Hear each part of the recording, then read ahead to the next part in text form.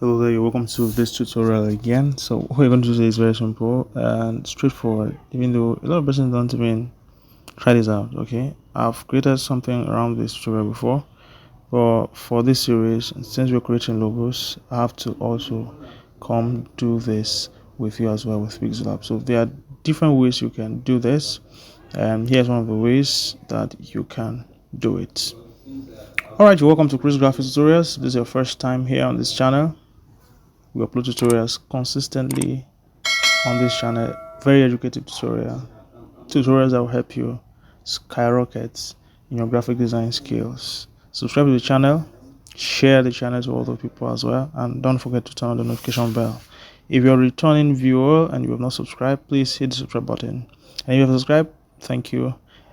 Share to other people. Leave a comment as to what tutorial you want me to create next, or what you feel about the tutorial, places to improve, and whatever comment you have, you can leave it under the comment section. Thank you, and let's get straight to what we have for today. So today we're going to create a mockup, logo mockup. We've created a logo already, so you're going to, if you have not watched the video on how this logo was created, I'm going to link it in the description of this video, or it's going to appear on the screen at the end of this video, so you get to watch it. All right, so let's bring in our mockup background. So you can create some of these backgrounds with AI, or you could get them online as well. All right, so now I'm going to just enlarge this to fit in, and hit on this text editing, object editing tool, and then relative position to put it at the middle. After that, I'm just going to lock it so that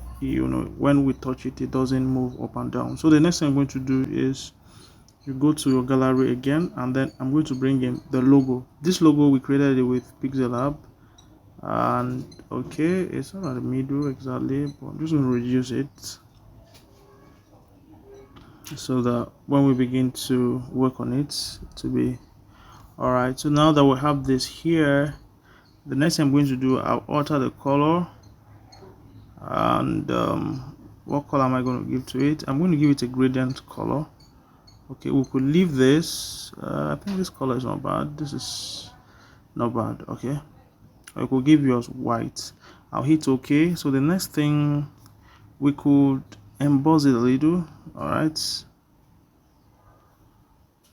let it come from this angle.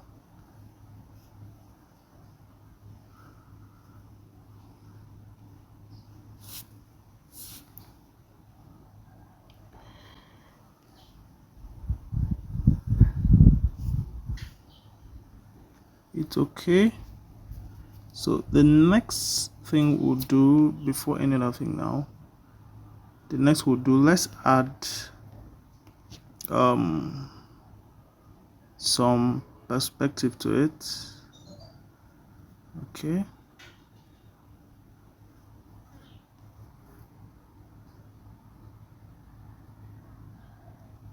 all right, so now this is 3D perspective. So what we're going to do next, I'll go to perspective itself and enable it. So now once perspective is enabled, I'm just going to make sure that I tilt it till it feels as if it's lying on this, it's lying on this wall. All right, so, and it's pretty easy to do because they are lines on this wall, and those lines should guide you. All right, so I'm just going to hit OK. Let's see it. Okay, so I think the next thing we're going to check, let's check the 3D shape. Let's take it to oblique, and let's change the direction here. Okay, and then I'm going to reduce the depth. Let me see.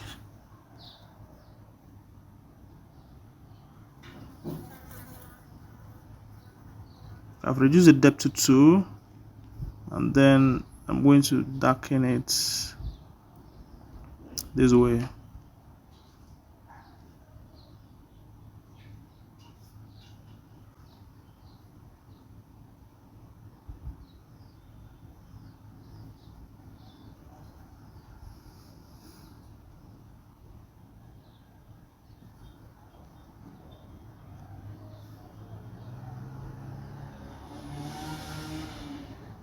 All right, hit OK.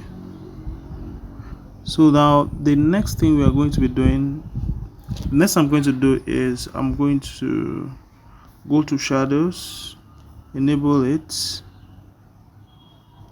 and let's bring the white down a little bit.